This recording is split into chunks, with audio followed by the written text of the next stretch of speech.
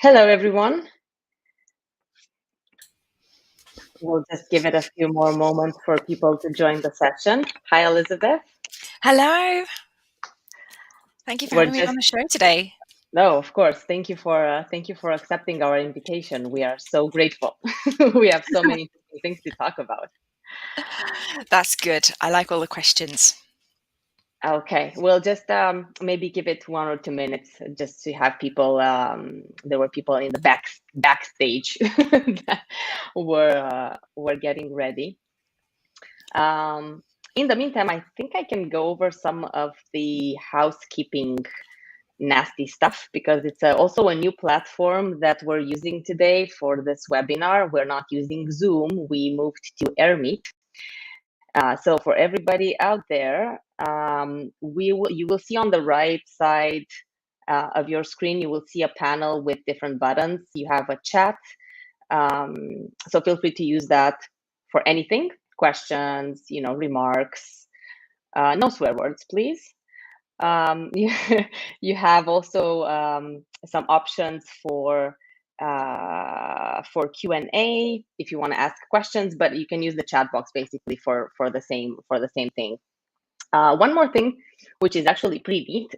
This session is being recorded, and we are also live on YouTube on the PMO YouTube channel. So folks who are on YouTube and have any questions or want to step in the conversation, please, if you can, try connecting to AirMeet and putting your question in the chat box. I'm not very sure yet, and I apologize for that.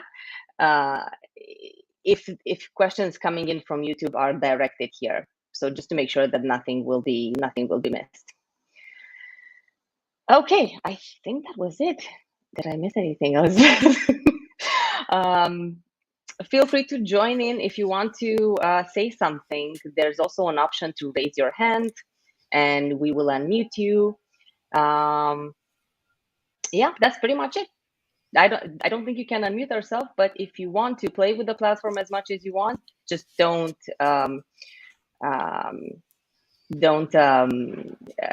unmute yourself if you have any background noise, just to make sure that everything goes smoothly.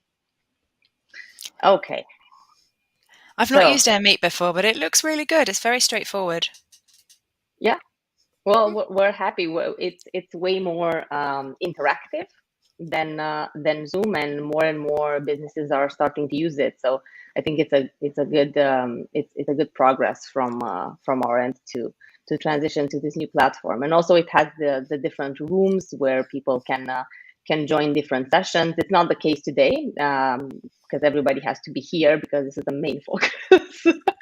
But there's a lot of good features. Anyway, I think we have people in the session and whoever else is joining along the way. But this is episode 7 of our Books and Beyond webinar series, and it's amazing that we started this webinar series almost a year ago, and it's grown exponentially, and not just the webinar series, but also the PMO Leader community that this webinar is part of. So we are very grateful to all of you for just making us all shine better, and just being part of the community and sharing your feedback and contributing in every way you can. So this was just a brief moment of appreciation for that. But today's episode, we are going to focus on stakeholders and how to engage them into our project. And we have found the ideal person to talk to about this. And here she is, Elizabeth Harrin. Thank you for coming today.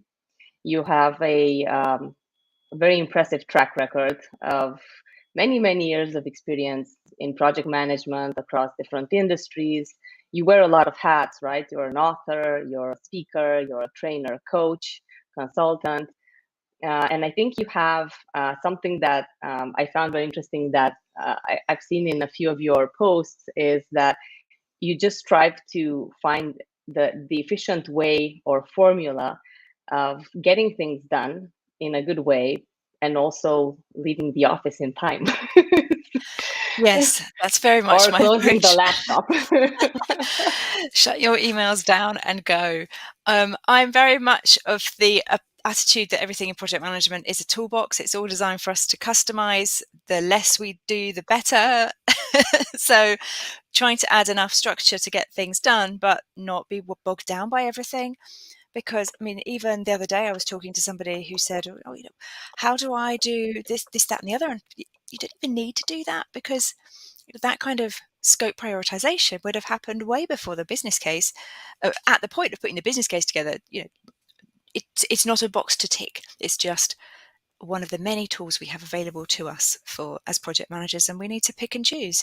And if you pick and choose the right things and apply the right level of governance, oversight, process, hopefully you can just close your emails down and go home at the end of the day.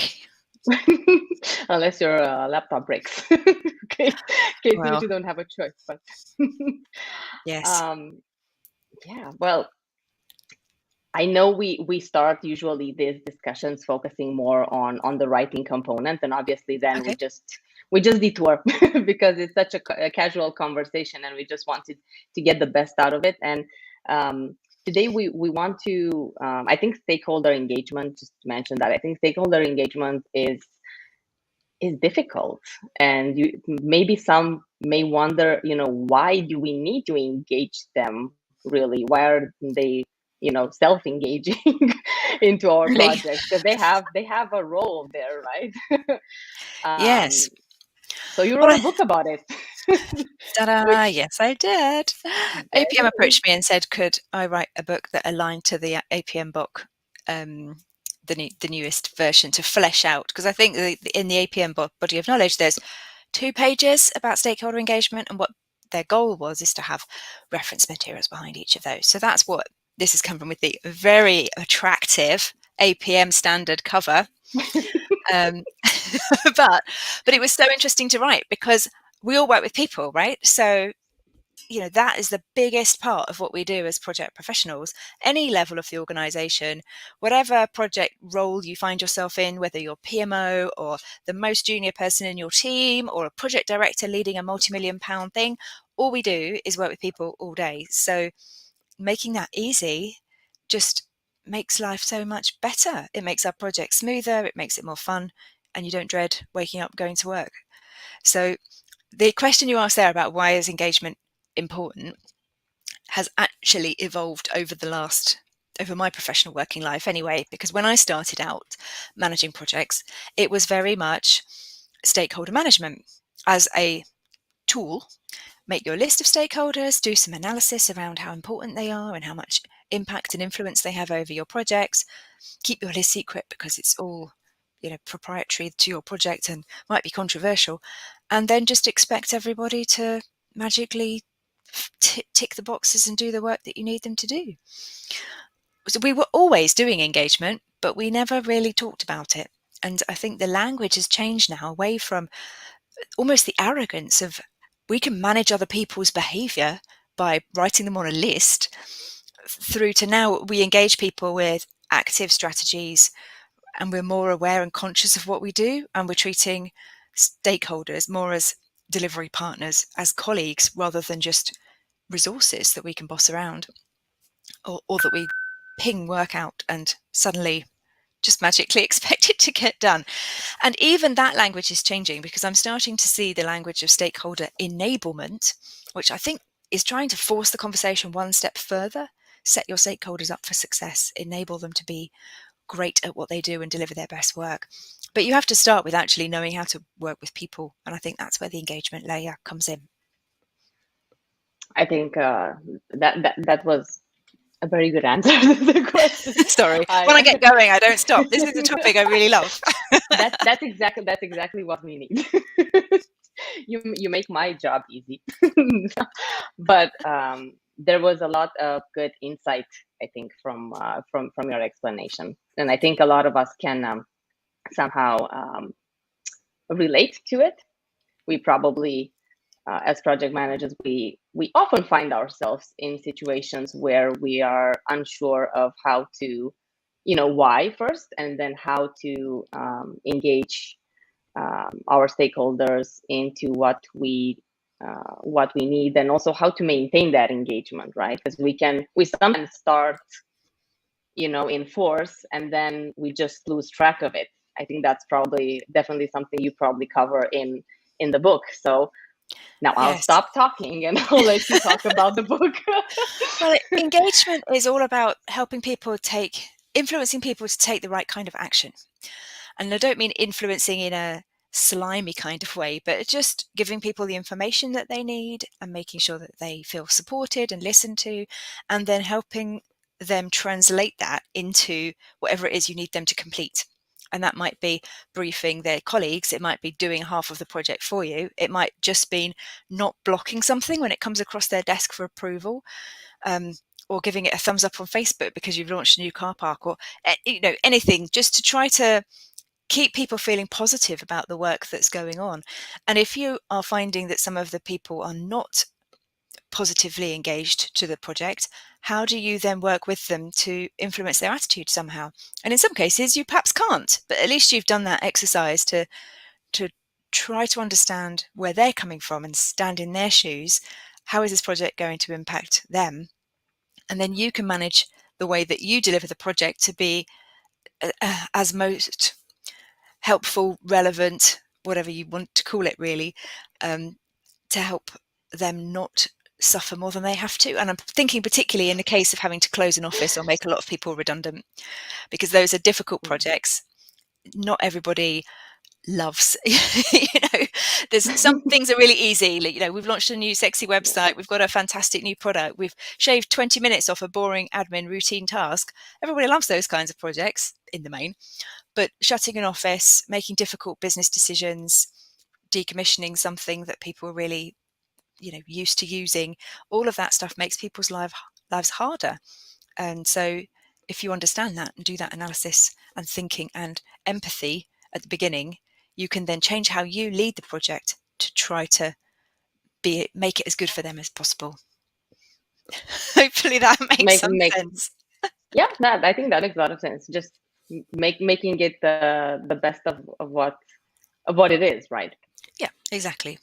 And not every project is very exciting either. I mean, we'd all love to be working on the highly strategic stuff, but I'd say lots of people watching this are actually working on averagely important routine type projects that are not their company's top priority because they still need to be done.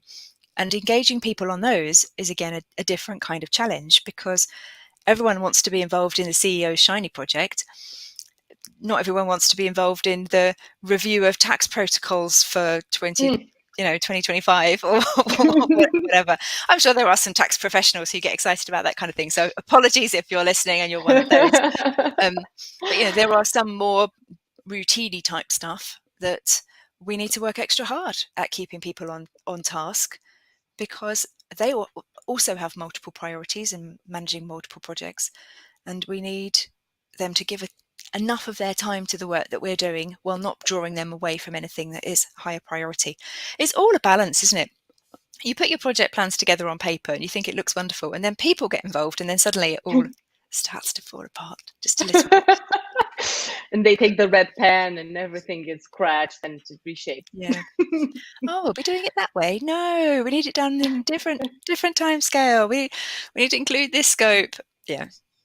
But that's also a gain sometimes, right? Because you have feedback. You have the external feedback that builds your project and makes it probably maybe better than you thought of. I'm assuming, as project managers, our main tool is our team and the feedback that we get from them and our experts. Yes. And going out and asking for feedback is really important. So creating an environment where there are feedback loops is really important, because stakeholder engagement is a lot of talking and communication and having conversations with people, but but it can be the case that project teams default to broadcast communications, and their project communication plan is, we will push out this monthly report, we will push out this agenda and paperwork for the quarterly town hall meeting, we will push out a newsletter. And unless you're building in loops for people to give you feedback, all of that is just, one-way transactional information. You're not getting anything back. So you don't know how successful your communications have been. You don't know how they're landing. You don't know how people are feeling about your project, and you can't adjust your strategies to do more of what's working. So what you're saying there about feedback is the crux of all of it, really. If you put those feedback loops in place, and it's as simple as including, projectx@yourcompany.com email address and having a shared inbox, or having a shared Slack channel where everyone can just dump their questions, or reach somebody to talk to them about the project, or just making sure your telephone number is on the bottom of your PMO newsletter to give people a chance of coming back to you with any thoughts.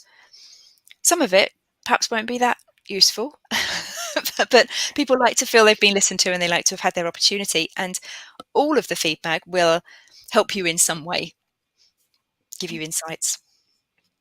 It happens to me all the time. Whenever I propose something, I get rejected. But I know I've been listened. Okay, well, did you have, so you have a wide range of, you have many books that you wrote.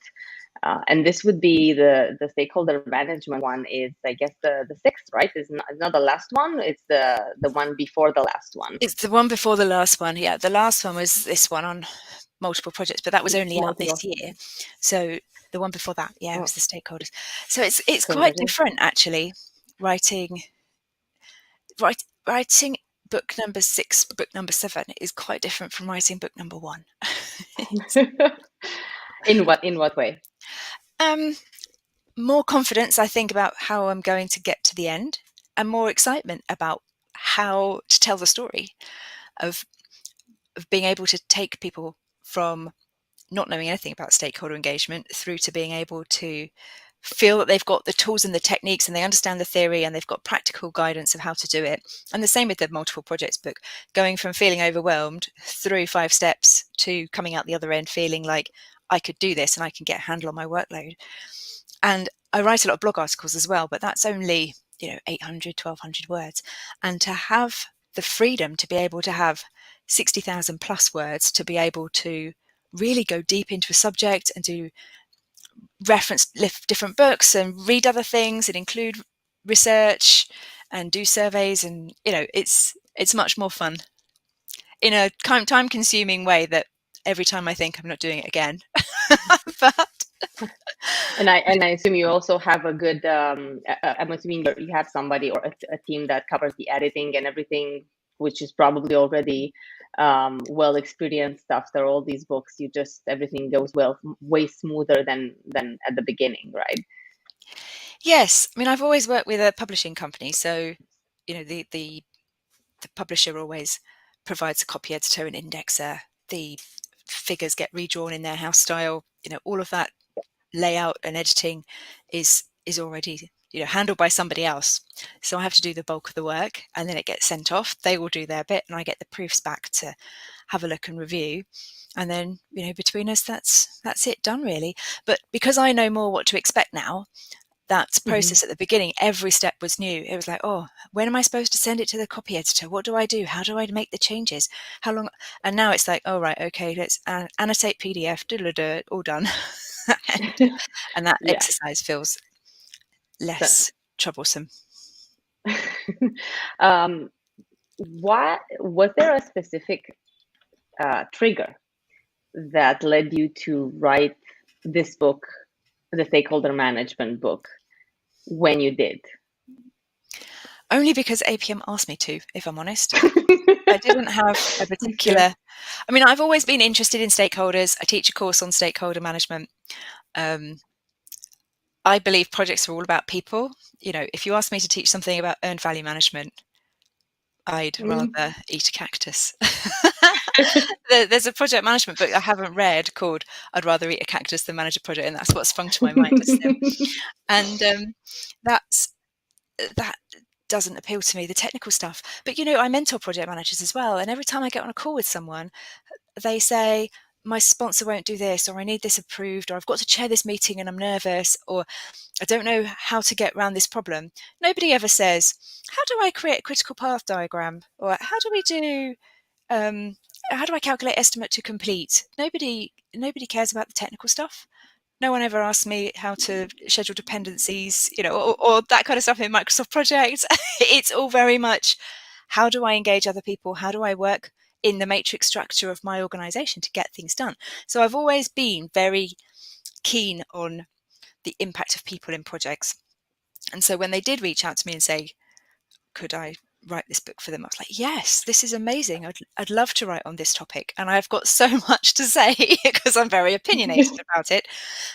It is all about harnessing people power. It's how do you get work done through other people? And as a project manager, and I'm sure people watching this will agree, you have very little direct authority over the people that you work with. They're often older than you, more senior than you, in a different department to you. And subject matter expert in their own right about something you know nothing about. So there's not even any knowledge-based power structure that you can draw on to say that you're more knowledgeable than them. So you have very little hierarchical power or any other type of power, and you have to just use your charm and skill to navigate through that. And people find that hard. It's not like any other kind of job, I don't think. Would you say that's been your experience? No. I'm not going to admit. Yes, probably. I've had, in my experience, I've had the majority of my projects I've been very lucky with very good project teams that were just very supportive. So I don't have too many bad experiences so far. But I've seen others. Yeah. I've seen others being put in a very bad light in general. And the concept in some companies of project, my primary industry is healthcare. So sometimes there are other things are more important. So sometimes people see project managers not in the very best light. So Yes. I think I need to pass on your book. But to some folks. even if your project team, I mean, I've been the same. I've worked rarely with people who might be classed as difficult stakeholders for whatever reason.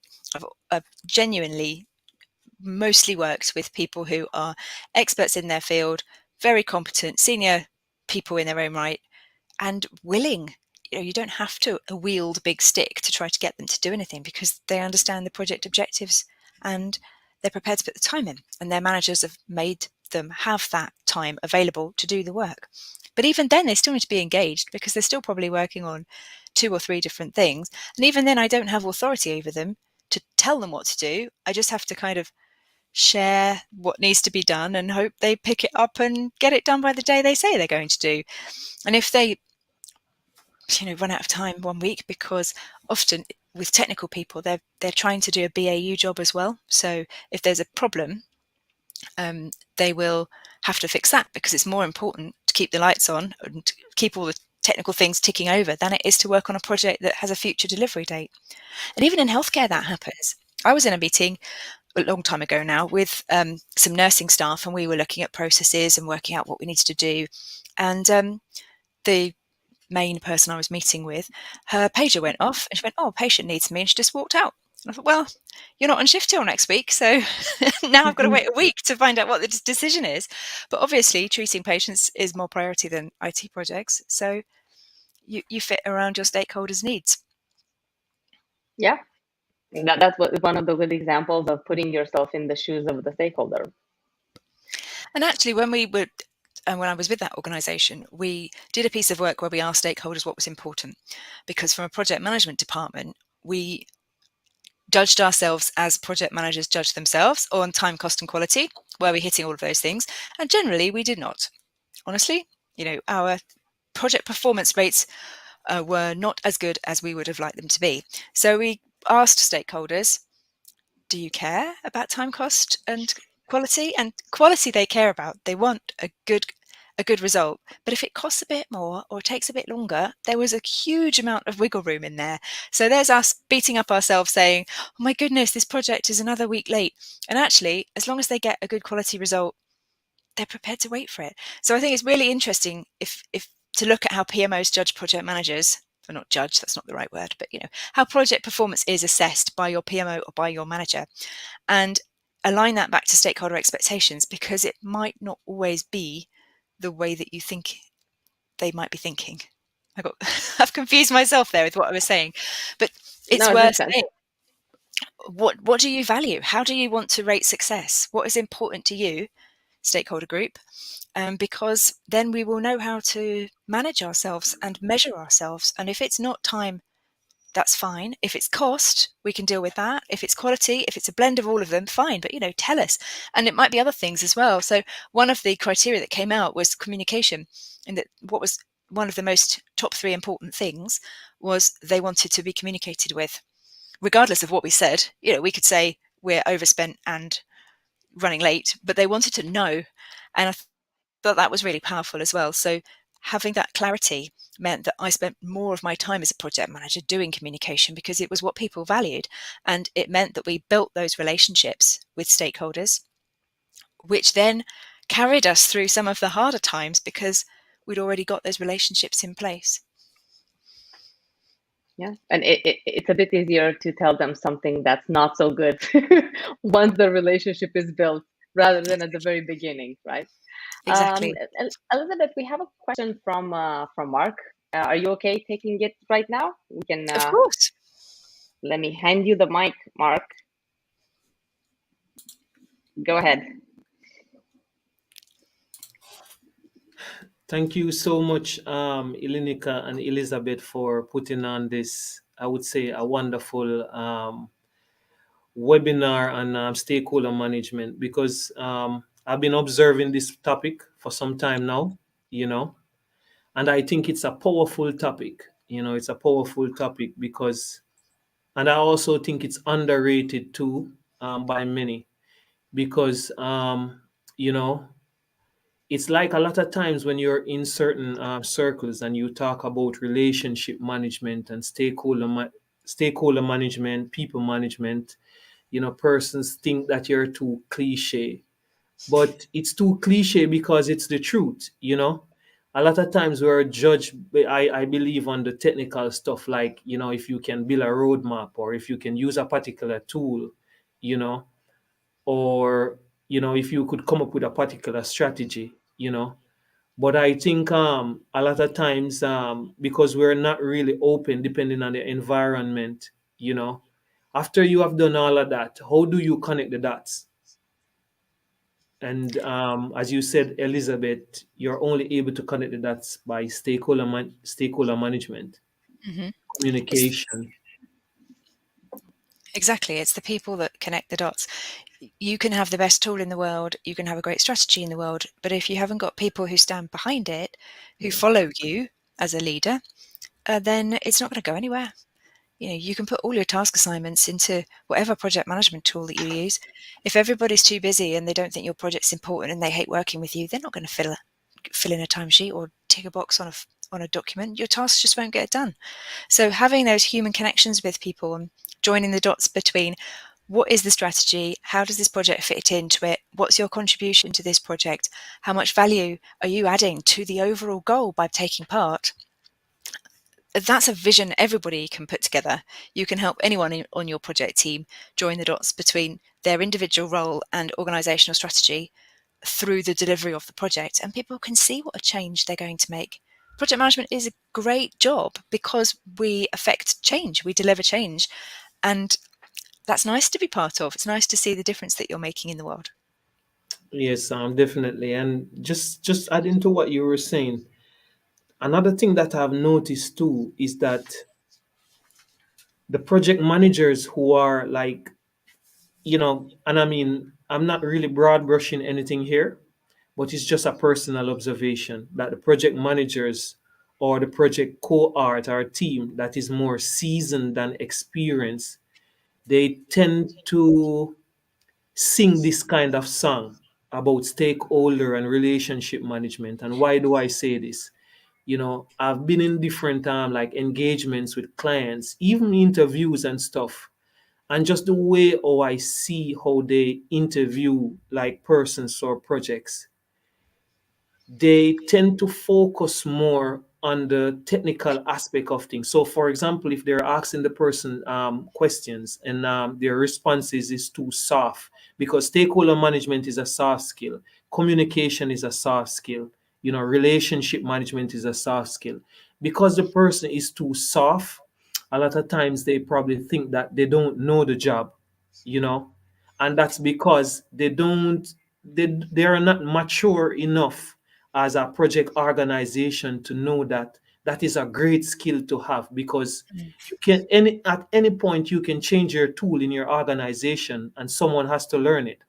But if they have that kind of skill that stays with them for forever, it's a part of their DNA. And this is something that I've observed, and this is like a breath of fresh air to be here now, because a lot of times I feel like I'm in a lonely place, you know because in different territories, based on the politics and how the territory is, emphasis is not really placed on these soft skills. It's just about if I can get a project manager to be a jack of all trade, and to do everything, including the technical aspect. And if you come and you say too much about stakeholder management or relationship management, you might not get the job, no matter, because it's about more what you can do with your hands, or the hard skills, I should say. And those are my last words. That's a Funny really enough, interesting Mark. take on it. Sorry, Ilanika, go on. Sorry, go on. I'll comment afterwards. Go on. Okay. I was just going to say that I wonder how much geographical difference there is in that, because the situation that you've just described was exactly where I felt the UK was 20 years ago. And when I first did my first project management course, it was all about technical skills, Gantt charts, diagrams, analysis, filling in matrices, document templates. And the industry, the profession in the UK has shifted hugely over the last 20 years, to the point that the UK government no longer mandates Prince 2 in the same way that it used to do, and has moved to using the APM standards. Even the latest PMI guidance is now shifting how they talk about soft skills that you called them. Now PMI labels those power skills. So it's still going to take time, but people are shifting away from this idea that communication, negotiation, leadership, all that kind of chat stuff is the easy thing. It's Yeah. actually quite hard. So I'm hoping that if you haven't seen it catch up in your industry where you are, maybe the trajectory is coming. It's coming elsewhere. So obviously there must be pockets of industries and companies that lack that degree of maturity, but the professional bodies have changed massively in the last 20 years in terms of how they consider and talk about project management, and I'm hoping that will have a trickle down effect to practitioners as well. Yeah. Thank you so much for that, because you mentioned there, you said something like the shift, and it's getting there. So I mean, I guess it's just down to timing and patience. And your influence, because people like you who believe it can go into organizations that don't believe it and prove it. Yes, yes, yes. That's true. That's true. And yeah, I mean, I'm driven right now, Elizabeth. I've seen too much of this. Like, well, as you said, when you talk and you're too soft or with those power skills, they just think that you can't do the job. You're just a talker, and you use the word, I believe, like chit chat or something like this. Um, yeah, they will think that you're just a talker, but they don't realize that project management can be storytelling too. How you tell a story to convince people to come on board. Not about these hardcore, things, the artifacts. They don't think like this. They just think that you're a talker when you're too soft, and that's something I've realized. And maybe Ilinica has something to say here too. All I know, Mark, is that whenever I had these kind of experiences and any kind of interviews, I convinced myself that that's not the place I want to be. So Yeah. they just proved that I don't want to be there, and it's Yes. Yes. unfortunate. Definitely. It's unfortunate that that's happening, but as Elizabeth says, it's coming in waves. Unfortunately, some industries just, I think, react more than try to be proactive. Probably most of them just react to the new times, and it's good that we're getting there, though. Well, as Dee Step has by said in step. the chat, it's not about waiting for it to come to us. It's our responsibility to educate those who don't understand and lead the way. So as practitioners, I agree with you, Elinika. If a company interviewed me and I got the sense that they only cared about the technical skills, I wouldn't want to work there either. So I'm not going to take a job in a company that doesn't match my values so that I can go and educate them about how great soft skills are. But on the flip side, if I am in an organization, I can influence from inside. I can make sure there's enough structure to allow people to have that, make sure that the PMO focus is not just on filling in the documents and doing all of that. SOP. You have to have that governance, but you have to have it matched with a nice culture of engagement at the same time. Yeah, that is definitely true. I think bigger organizations, though, sometimes are a bit more rigid when it comes to just hearing individual voices. So that's where sometimes things get tricky, and I'm sure you both have experienced that in your past, or maybe even do. Hopefully not. But thank you, Mark, so much for stepping in, and thank you both for continuing the discussion. Let me see. Is there anything else, Mark? Well, Dee's made another point in the chat. I think that was you, Dee, wasn't it? Who was about delivering a shiny product, but if the people are not on board, the project is a failure. And I've heard about projects where that has happened, where effectively the wrong project was done, or you've launched something, but because there was no change management that went alongside it, people don't use it, and then the investment is effectively wasted, even if it would have been a good thing for the organization. So perhaps one of the ways in for influencing organizational culture to put more emphasis on people, if you needed to do it within a very structured environment, would be more focus on change management, because that is not so woolly. That's very defined approach to being able to say, what's the impact on users? How are we going to address that? It requires a lot of engagement, but it perhaps can be seen as an appropriate add-on to project management process in a way that, let's just have some engagement workshops, might not go down so well with certain stakeholder groups. I think that's where the soft skills come in, where you have to also, I guess, as a project manager, read the people, right? Read your stakeholders and then see what works best for each of them. Some might like the engaging presentations. Others might just need something else. Exactly. But yeah, it's interesting. It's interesting. There's so many recipes here. There's not one. There is we not have so one. many things to juggle.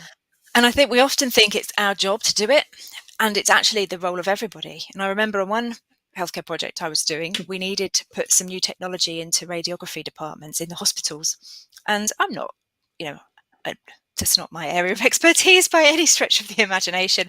But in order to influence the stakeholders, we found a friendly radiologist who was very technically literate, influential with his peers, interested in the work that we were doing, wanted to bring the departments up to scratch, and wanted to use the technology. And he was a huge advocate for the work that we were doing in a way that we could not have reached the stakeholder community. In the UK, we have consultants who are like the doctors working within the hospital. And as a young female IT project manager, you can imagine my credibility with the professor of radiology at so-and-so hospital, and having one of their colleagues present information or just speak positively about the work we were doing meant that more radiologists turned up to their training and more people use the software because they'd heard nice things about it. So you don't even have to think as a project manager, I have to take all the glory, I have to do it all myself. No, you share the burden around the team and use the right resources for the right type of engagement for the good of the project. And then you'll hopefully get overall a better result. As long as the project is in focus, yes. I think sometimes we may put emphasis more on what we have to do, as you said, as project managers, and forget that the project is actually the centerpiece. And everybody else has to kind of like groom around it. Yes, but yeah, everything that's a very good insight. Are we getting closer to the end result? Is this decision going to help us get closer to our objectives and our goal? And that's really clear, because if it comes back to what we were talking about earlier about the vision, one of the easiest things to do if you haven't really thought about what stakeholder engagement might look like on your projects is just come up with a couple of sentences that describe what your project is for. What are you doing? What are you changing? Who are you helping? And put it in layman's terms. So your project is not to, shave 20 minutes off a claims handling call. It's to improve the customer experience, or to give claims handling staff more time to have a lunch break. I don't know, but what's the story behind your project that is your elevator speech? And if you can keep that in the forefront of your mind when you're talking to people about it, or when you're trying to think through, how does this get us closer? It helps with decision making. I think it's just a bit of a framework. Anyway, that's a bit of a waffle. Carry on. No, but that's a very good line of thought, and you just give me an idea. I was thinking of asking you. I'm assuming people, potentially authors or new authors or senior authors that are listening to this might be curious of how you, I guess, managed the stakeholders for writing the book. Not necessarily the stakeholder book, any kind of book, because that's a project, a big project. Yes. The team is quite small, and people tend to be involved at various defined points. So I've contributed chapters to books where my role has had more sort of dependency on other people being able to finish their work. But when you're writing one and you're the sole author, you've got quite a lot of latitude to schedule out your time. And what I tend to do is, once I've got my chapter outline and I know roughly how many words I need for each chapter, I'll keep a track of how am I going through it, because I don't just start at chapter 1 and then write to the end. I will write the easiest chapters first, and then I'll write the introduction last, and then I'll write the conclusion extra last at the very, very end. And then you want to go back in and add more diagrams, and then you want to reference each of the chapters, referencing each other. So there is quite a lot of mental brain power involved in how do you get this thing to hang together. But in terms of managing the stakeholders, the biggest stakeholder for each of my books has been my family, because the amount of time it takes to do the research, interview the people, do the writing is huge. And for the more recent books, I've gone away for a couple of weekends and just booked myself an Airbnb away from my family just to write. And so having to manage their expectations of how available I am to them has probably been my biggest stakeholder challenge. That's a tricky one. They're very supportive. What was the most time consuming of your books? Which one did you spend the most on? Gosh, that's hard. Probably this customer-centric one, because there's so much academic research that has gone into this that we read to prove it. And also I co-wrote it with my old boss. So we had lots of conversations and meetings and work to try and harmonize our writing style so that it read like it wasn't written like, oh, Elizabeth's written that chapter, Phil's written that chapter. So I would have said, in time consuming wise, to try to condense all our thoughts and create a common voice and make sure we were agreed on everything. That was probably the biggest time effort. The biggest challenge. Would you recommend, for somebody who is just starting in to write, would you recommend that they would go solo or maybe go in a partnership? What do you think what was best for you? I don't think I'd write a book with anyone else again. And that's not a comment on Phil. He was he's such a lovely guy. He still is. And it's not. I think because I'm quite a selfish writer, I like to squirrel myself away in a room and just make all the decisions myself. I like to put my commas where I want them to be. I don't like the copy editing process because I think I'm always right. And it's having to share the vision with somebody else is difficult. So if you have a particular thing you want to write about as an individual author and you've got a lot to say, I think it's probably easier to write it by yourself, because you're not having to try to collaborate and write at the same time, if that makes sense. Mm-hmm. However, the effort of writing with somebody else makes you better.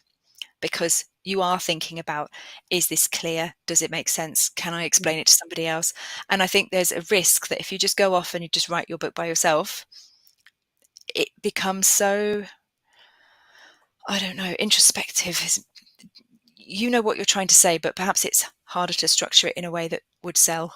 And we write books so that they get into the hands of other people and they read it and they can benefit from it. You don't write it really just to have it on the shelf. So if you want to write something that is impactful, you have to work at the craft of writing. And if I look back at the first few books I'd written, I've learned a lot about how to write a book, if that makes sense. It's not so much the project management content or the ideas or the planning, but more around, how do I craft what goes into it? What makes a good chapter? How do I summarize my chapters? How do you link backwards and forwards between chapters within a book? How do you carry a thread from one chapter to another? And when would you choose not to do that? So those things I've picked up along the way. And also by reading a lot. If you read a lot, you'll see how books are put together. Okay, yeah, that's a good point. And also, did you have people review? Did you have people review your books? I guess, and did you have that external feedback that helped you improve over time? Yes, I think it's with publishers, they provide that service chapter by chapter. So with the Managing Multiple Project book, my editor read every chapter as it was written and then sent back comments, which was really helpful. With the APM book, the copy editor read it at the end, so I wrote the whole thing before I got feedback on it. But you can share your manuscript or bits of it with all kinds of people, and I think having a blog has helped, because certainly in my earlier books, I put pieces up on the blog and just got feedback that way. How do people feel about it? What comments am I getting? Does it resonate with people? Does it not? So you can share pieces of your thought process to help get some feedback. But it's always interesting it's always worth getting feedback on your work, because we were talking about feedback loops earlier. How do you know if it's any good unless you ask people? What made you start writing? Because you also write on your blog quite a lot. Was that the trigger? Was that the next no, step? it was the other way around, actually. I mean, my goal was to write a book before I was 30, and I didn't know what to write about, because at 27 or whatever, you're not exactly a world expert in anything. Certainly I wasn't anyway. And project management was my job. It was something I was really interested in. So I thought, I can write a book about project management. And my first book was lots of case studies and stories from other people. So I didn't feel like I was sharing my wisdom, because I didn't have any, but I was picking and choosing case studies from other people and then, annotating and sharing the lessons from that. So that worked out quite well. But as I was working with the publisher there, that one came out with the British Computer Society. And I was, back in a long time ago, it was important for authors at the time to have a blog as a way of sharing their work and talking to readers. So I set my blog up in 2013, or no, it must have been before that, because that was, anyway, a long time ago. And it was a marketing strategy for the first book, I would say. I started the blog in January and the book came out in October, November time, just after my birthday. So the writing part was done by the time I was 30. The publication didn't quite make it out by that time, but I was happy. I felt like I've met my goal. And then the blog started basically as a spin-off from that. And I love writing. I've written stories since I could hold a pen. I've got reams of stuff in the loft of poems I wrote when I was at school that are all totally awful. But, I've always enjoyed putting words on a page. And so I've always found it quite easy as well. I think that's helped. And then I got the bug for blogging and I never stopped. So that sounds like a good match. I think that's probably one of the biggest challenges, is that people will ask me for advice on how to write a book. And it's such a lot of work. And if you're doing something that you love, it is a lot of work, but it's not painful work, because it's fun. And the amount of people I've met or books I've read that have opened my eyes to different ways of thinking about things, just it's it's so interesting, the whole process of learning about your topic. And you think, I got asked to write the stakeholder book because people know I'm opinionated and probably know quite a lot about stakeholders, but I learned stuff writing it, and I came up with a new model about stakeholder life cycle, which I'd never seen anywhere else. And I thought, why do we not have a model for the stakeholder life cycle? So, you learn through doing and processing that information and putting that together. So it's a good process. I'm very happy that I've done it, and I would encourage everyone, if you feel like there's a book in you, give it a go, because you'll regret it if you don't. Awesome. I think I dare say that you are our first guest who is very excited about writing books. Really? Yes. I think everybody else was thought it was a nightmare by the time they were, until they got it done. But yeah, so The we bit that I appreciate. find hard is the bit after the marketing, because authors who are listening to this, or potential authors, the work does not stop when you've finished the proofs and you've got the book done. The work really starts then, because then you have to get people to read it.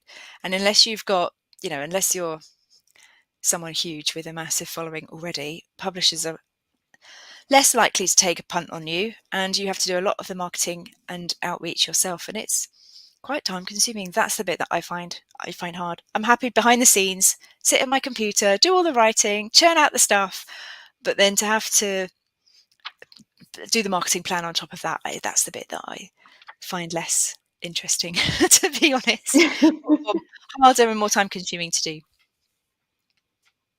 Okay, well, that is definitely good to know for those potential starting in the business.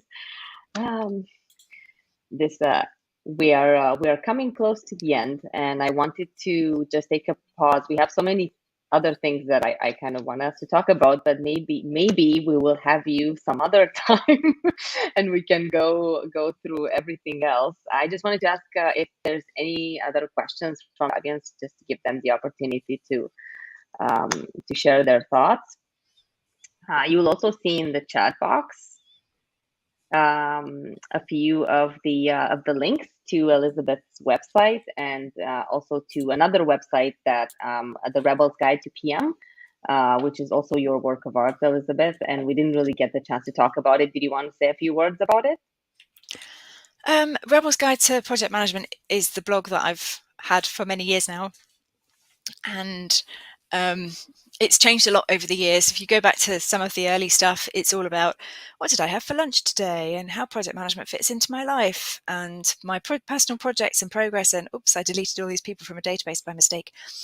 And more recently, I've been writing much more action-focused, useful how-to guides about things, because people search the internet in a different way now. So something else as a writer that you have to take account of is, what do people want to read and how do they want to consume it? And while back in the day blogs were like personal journals and you felt connected to them because it was like a soap opera, watching someone's story unfold, and there are people I would log on to weekly to find out the latest in their life. Now we all seem to use the internet in a different way to search for information. So my writing style has changed to hopefully be more useful to those people and catch up a bit with being able to provide some more targeted, pragmatic project management guidance for people trying to get the job done. Yeah, you actually you have some very interesting feedback also on your website, I think, from different people you've been working with, and you've been helping many of them. Some of them actually pretty important people that they all appreciate your support and contribution to whatever they needed. Yeah, so it's definitely there. And also Jennifer mentioned that she's been reading your blog for a while, and it's very helpful. I'm sure there are many others. Do you get, I'm assuming that you have you also get receive feedback from your bloggers? From readers, people who I get emails from people. I get LinkedIn connection requests and questions from people all the time. But that's nice too, because you need to be connected to what's happening in the industry.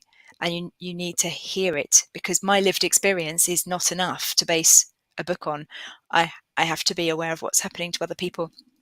Healthcare and technology are my areas of project experience, but things might be different in automation or oil and gas and finance. It's different for different people at different stages of their lives, so it's important as well to listen out to what other people say and to take that feedback on board.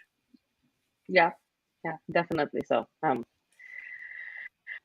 Elizabeth, is there anything else that you wanted to add? We're coming close to the top of the hour and the session will end. Is there anything else that you wanted to add to I don't think so. If people have got questions and they want to find me afterwards, because often I find that you might be doing this and having your dinner at the same time or something like that. So if you think of something when you come off of the call and you want to, or you're watching the replay, you can find me on LinkedIn. You can find me in the Facebook group, which is called Project Management Cafe, or you could just email me via my website. And I sometimes take quite a long time to get back to people because, like everybody, I have a family and a job, and a lot of the blogging and writing stuff I do around the edges of that. So but I do tend to get back to people eventually. So please do get in touch, ask me your questions, and I'll do my best to help. Yes, and to your point, I will we will be sharing all this all the useful links and how people can reach out to you. The recording will probably be available very shortly, and we will put this on. We will see it on the YouTube channel of the PMO Leader website, and then on LinkedIn. Obviously, we will make waves with it. So everybody can access, and we will add those links there. Elizabeth, it was great to have you today. Hopefully this was a good conversation. Definitely. Thank Hopefully you so your much. family is there cheering fine in the background. No, it's been so nice to have the chance to talk about something I enjoy on a topic that I enjoy. And this book angle has been really, really interesting as well, because it's not just about the content, it's also been about the process of the creation. And I found that really interesting to talk about. So thank you. We will definitely want to have you again. So we will be in touch for that. Where I am. But in the meantime, thank you, and thank you everybody who is live. And we appreciate your feedback. If there's anything that was left unanswered, please go ahead and shoot us questions, and we'll get back to you. Have a great rest of your day. Great. Have a lovely time, everyone. Thanks for coming. Take care. Bye. Bye.